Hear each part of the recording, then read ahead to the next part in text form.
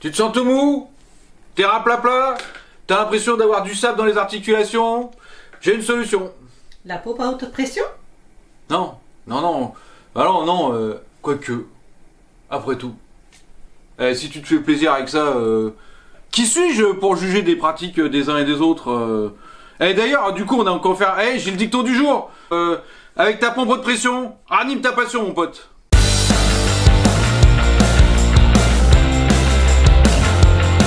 Bon alors, il n'y a aucune chance que vous ayez trouvé ce qu'on fait comme tuto aujourd'hui avec l'intro. Hein. À part la pompe de pression, bon voilà. Donc ce qu'on va faire aujourd'hui, c'est l'entretien qu'il faut faire à peu près tous les ans d'un amortisseur Fox Float, sauf le X2, parce que c'est une manip différente, je le ferai probablement dans un autre tuto. Donc tous les Fox Float, et d'ailleurs ça ressemblera aussi à pas mal d'autres amortisseurs qui fonctionnent à peu près pareil, même si effectivement je pourrais faire là aussi des tutos spécifiques. Aujourd'hui donc, entretien, tuto Fox Float. Alors il faut le sortir du cadre déjà. Donc moi ce que je fais, je passe une petite sangle ici, mais même pas une petite d'ailleurs, une sangle un peu balèze. Tu peux aussi enlever directement la roue, mais ça n'empêchera pas le petit tonk, alors que ça, la sangle, elle va l'empêcher. C'est quoi le petit tonk? Je vais t'en parler dans 2 secondes. L'amortisseur, c'est ce qui permet de faire tourner ton triangle arrière par rapport à ton triangle avant. Donc une fois que tu as enlevé ça, le triangle arrière, il va basculer tout seul, il n'est plus attaché. Et ça risque de faire un petit tonk ici, qui peut faire une petite saleté sur le cadre. Voilà, c'est pas génial, mais bon, du coup, c'est pour ça que je mets cette sangle. Donc plein de systèmes en général d'attaches différentes, hein, mais non, il y a des vis à dévisser. Jusque là c'est pas trop dur. Parfois ça se visse directement dans le cadre de l'autre côté. Ici il y a juste une vis qui traverse, une vis mâle et une vis femelle de l'autre côté, et un pas de vis. On se concentre, il peut y avoir des petites rondelles, hein, donc on regarde quand on enlève les machins à pas faire tomber les vis, à rien faire tomber. Hein. Pour pousser la vis, j'insère ça. Voilà, et je chope la rondelle. Allez, revissez-les ensemble pour être sûr de ne pas vous paumer. On doit pouvoir commencer déjà. Ouais. C'est libéré et la sangle a bien permis à ce que le triangle arrière ne vienne pas taper sur le triangle avant. Même chose devant.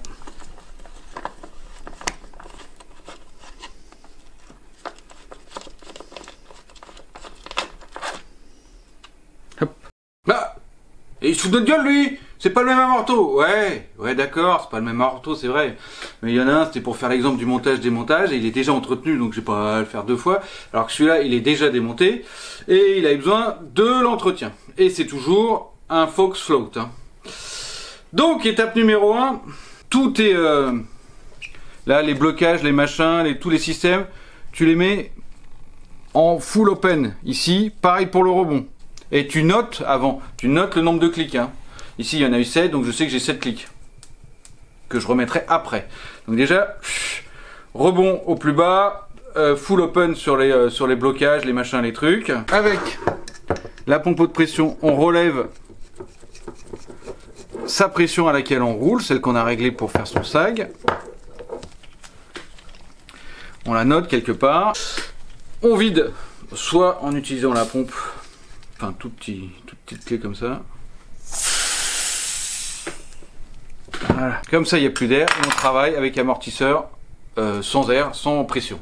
Ensuite, ce que j'aime bien faire, qui n'est pas indispensable, mais je le fais à chaque fois, donc j'ai un petit outil pour enlever l'obus de la valve. Pour en plus l'entretenir un petit peu en mettant un peu de graisse dessus. Étape numéro 2, il va falloir sortir le manchon de l'amortisseur, le sortir par ici, et vous voyez bien que les buselures ici sont de telle taille, parfois c'est plus petit, ça peut passer, mais là en l'occurrence le manchon ne peut pas sortir. Alors pour enlever ça, on peut y aller avec un petit tournevis tout fin, mais ça peut abîmer ces petits paliers en plastique, tout ça. Moi je le coince dans l'étau avec les protections. Alors on fait très gaffe, ici il y a un petit joint noir, hein. Ici parfois il peut sortir tout seul, donc on fait gaffe à pas le paumer. Il va se placer entre la pièce blanche et la pièce noire.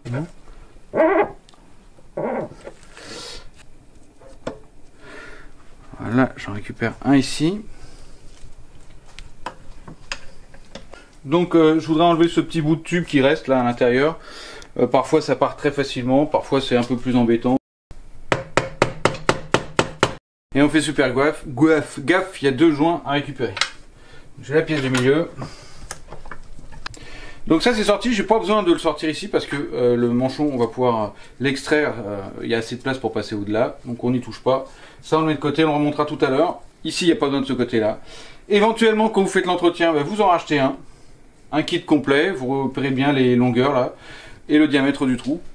Ici c'est du 8, vous mesurez cette longueur là et vous pouvez le changer. C'est pas dramatique à faire et ça peut être intéressant. Éventuellement, et j'en ferai peut-être aussi un tuto, ça fait plein de tutos à faire. Je vous montrerai qu'on peut mettre aussi des roulements, des petits roulements à aiguille à la place de ça. De plus en plus de marques se mettent à placer des roulements dans leurs amortisseurs. C'est que ça doit avoir un intérêt. C'est pas encore ultra hyper prouvé, mais bon, ça se tente et puis en plus ça coûte moins cher les petits roulements à aiguille que ça de chez Fox. À vous de voir. Le petit joint qui témoigne du sag, on le sort, ce sera aussi dans le kit donc on le changera. Maintenant il faut enlever ce manchon, c'est juste à dévisser, je dis juste mais parfois ça peut être un peu tendu. Donc moi je le place dans l'étau, toujours protégé évidemment. Et ça se dévisse. Ici ça se passe assez bien, j'ai réussi à l'attraper. Les petites ruses, on peut utiliser la clé à sangle. Voilà. Ça c'est vraiment l'arme fatale quand ça bouge pas.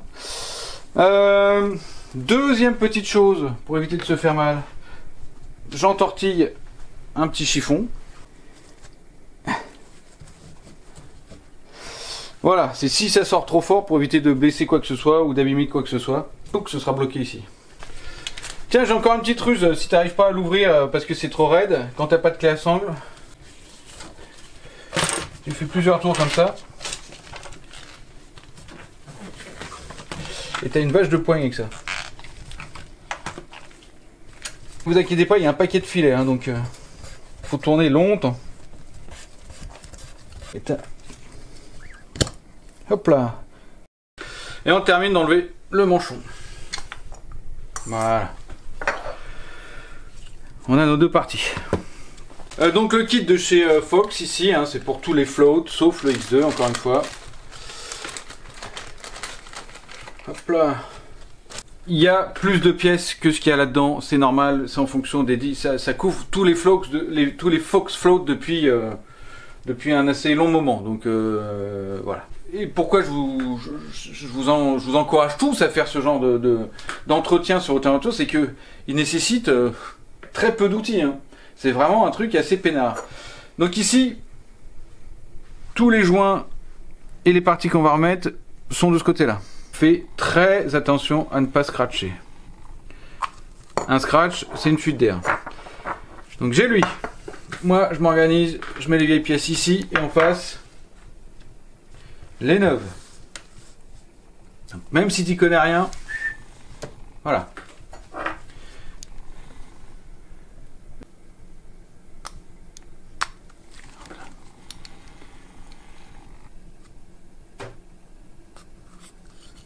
Le joint du milieu.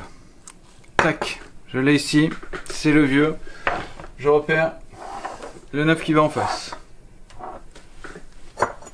Et ensuite, j'ai les 2 pièces blanches. On fait gaffe parce que celles-ci, elles sont pas fendues. Et donc, elles sont un petit peu dures à la fois à remettre et à la fois à enlever. Donc, ça s'enlève. Bah, c'est pas trop méchant. Par contre, il faut vraiment faire attention à pas scratcher avec... à pas faire de rayures. Hop, et je la pousse de l'autre côté. Voilà, je l'ai là. Et la deuxième, pareil. C'est là que vous devez être vraiment précautionneux. Hop là. Donc pour faire ce haut là, j'ai mes 4 pièces vieilles, j'ai mes 4 pièces neuves. Jusque-là, ça va les gars. Maintenant, il faut nettoyer. Nettoyer. Donc du dégraissant. L'alcool isopropyl, tout ce que vous voulez, du dégraissant.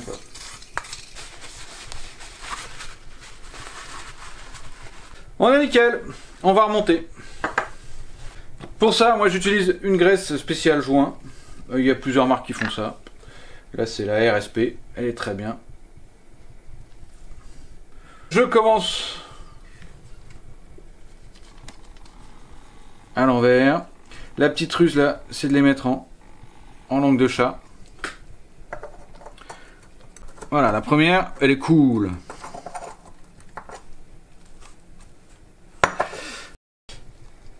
Ensuite, je mets celui-là. Vous allez me dire, ah ouais, t'as pas fait ça dans le même ordre tout à l'heure. C'est vrai. Tout à l'heure, j'ai fait d'abord lui. Enfin, j'ai fait d'abord lui, on est d'accord, mais ça, il reviendra tout à la fin.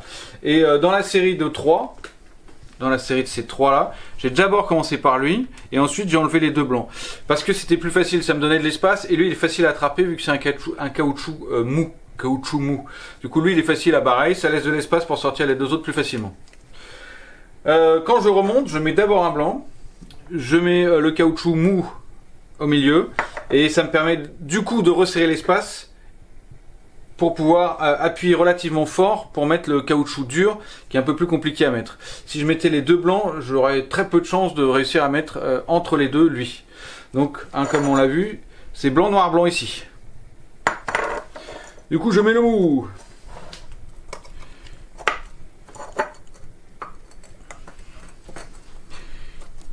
Assez sympa à mettre lui. Tac. Et le plus chiant de tout le lot, c'est celui qui arrive. Donc on l'appuie vers le bas quelque part pour se donner un peu d'espace. Ça va être lui. Pareil, je le casse toujours.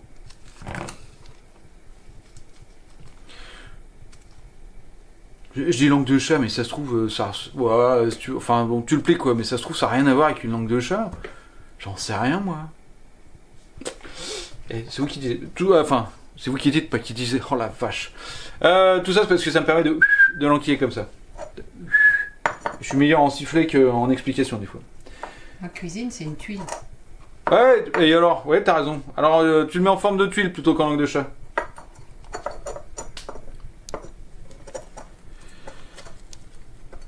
Voilà, dès que j'ai enquillé un petit bout.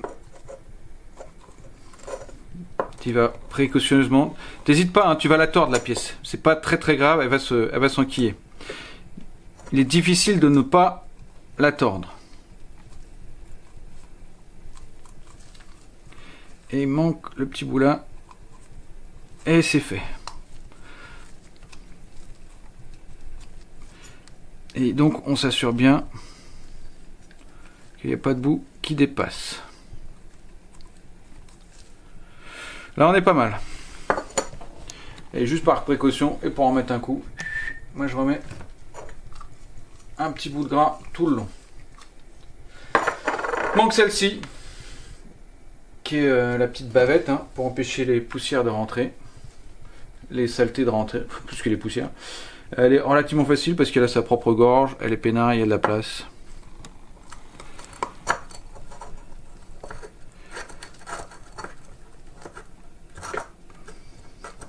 Check. Et il n'y a jamais assez de gras. Enfin, si, des fois il y en a trop.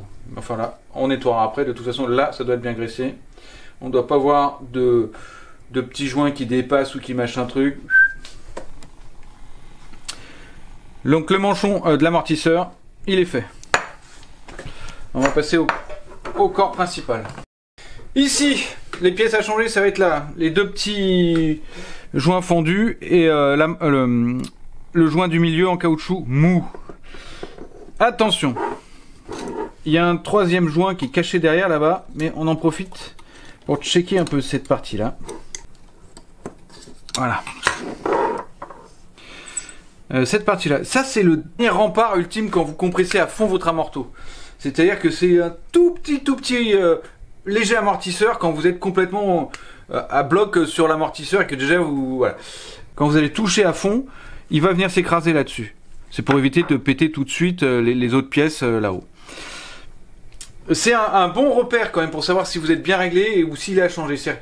Vous le matez un petit peu, vous l'inspectez. Il faut qu'il soit encore vraiment bien serré sur son axe. S'il commence à être un peu lâche ou s'il tombe tout seul, là ça veut dire que c'est une pièce à changer beaucoup plus compliquée parce qu'il faut tout démonter.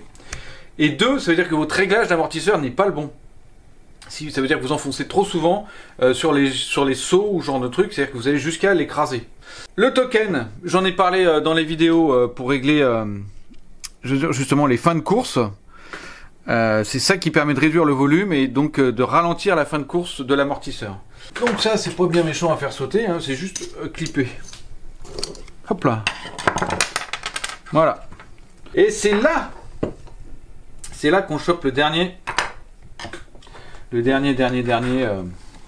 joint parce qu'il est sur le bord. Ah, ça c'est ce que je veux pas, ça, parce qu'on le voit plus.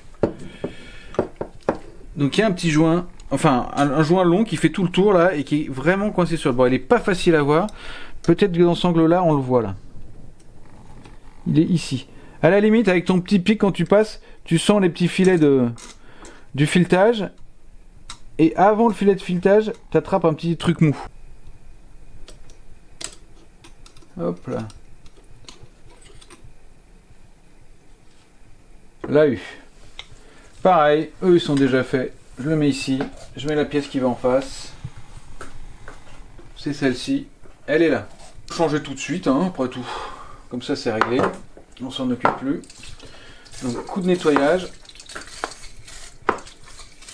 Oh la vache, je tire sur mon dégraissant à fond. Hein. Pas faire de gâchis.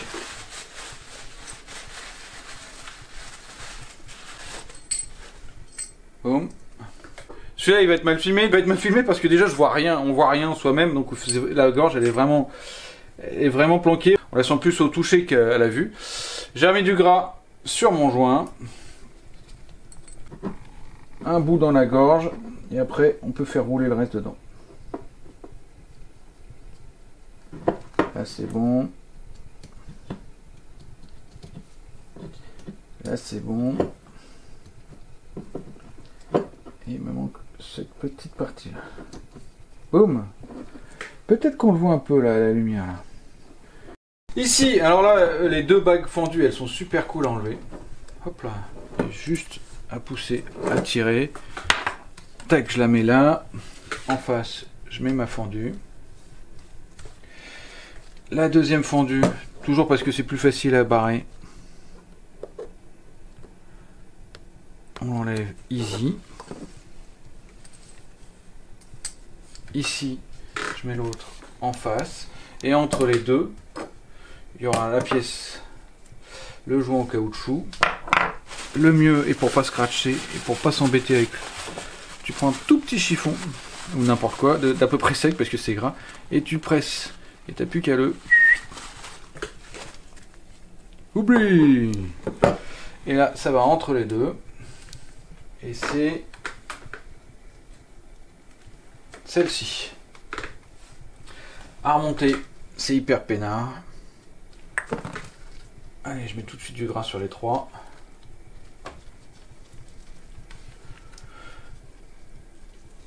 Et cette fois-ci, je fais dans le sens complètement inverse de ce que j'ai fait. Cette fois, je mets lui. Tac. Et je mets les fondus, une au-dessus, une en dessous.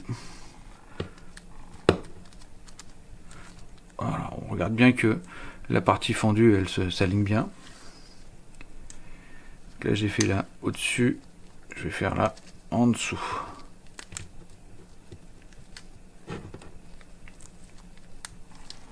Check. Tout est nickel. Comme d'hab, j'en mets un petit coup de gras.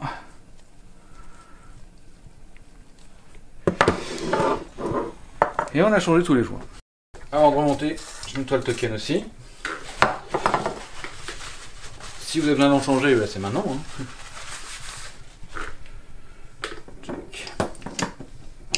C'est vraiment pas dur, ça se clip. Hein. Ça, je peux le remettre là-haut et repousser mon petit joint dernier rempart tout en haut. Pour faire leur montage, cette fois-ci on utilise leur liquide. T'en mets genre la moitié dans le manchon, comme ça, bien à plat. Tu l'enquilles, tu fais attention à ne pas tourner les joints, que ça passe assez facilement, quoi.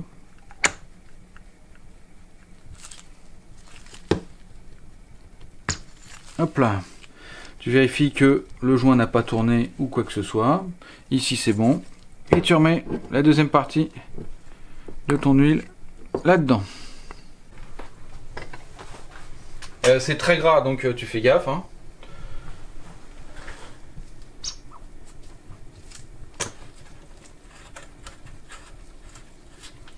Même gras, hein, j'ai réussi. Mais sinon, il faut nettoyer, il faut reprendre une serviette. T'as pas besoin de serrer à mort, hein, juste que voilà, il n'y a plus d'espace. Hein.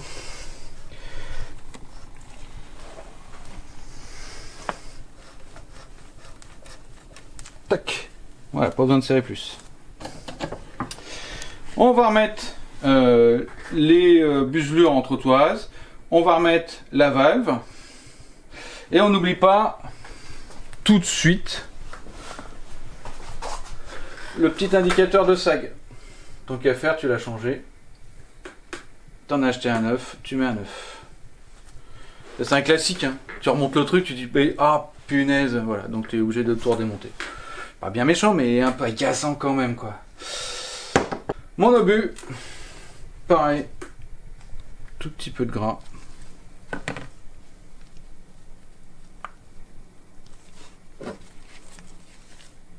Et je le revisse là-dedans.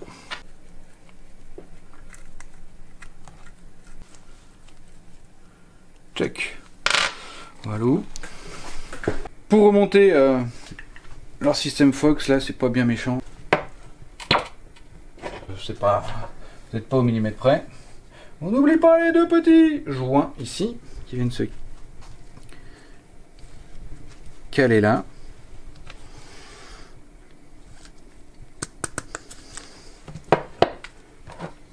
Pareil de l'autre côté.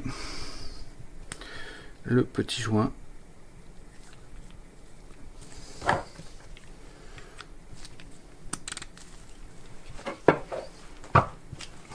Alors pour le remontage, on réenquille. Je regraisse le petit axe et je mets du frein filet.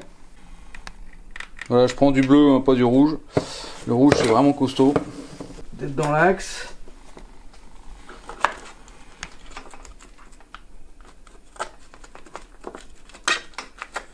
Hop.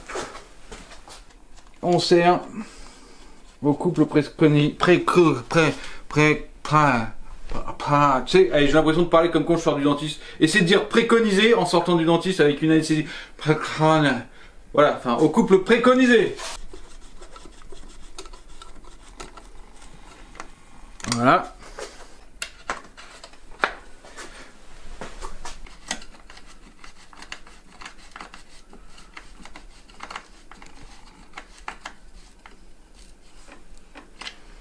Et voilà. Donc tu le remontes sur ton vélo, tu le regonfles à ta pression, tu remets tes réglages, les clics, les machins, les trucs. Tu n'oublies pas de pomper un petit peu dessus pour gonfler la chambre négative et de rechecker la pression qu'il y allait pour ton sag. Et puis bah, t'es good to go. Hein. Ton vélo, t'as enlevé tout le sable de ton... T'as l'impression quand tu avais du sable dans le bassin. Tu vois, dans le bassin, dans toutes tes articulations, dans ton coccyx. Le coccyx qui grattait, et ben voilà, il va plus gratter ton coccyx. Bon allez, j'espère que ce tuto vous a plu. Si ça t'a plu, abonne-toi. Sinon, ouais, fais ce que tu veux, t'es un homme libre, mon gars. Et puis bon, bah, à la semaine... Non, pas la semaine prochaine, ça c'est Bobot qui dit ça. Et puis bon, bah, salut les amigos! Namasté.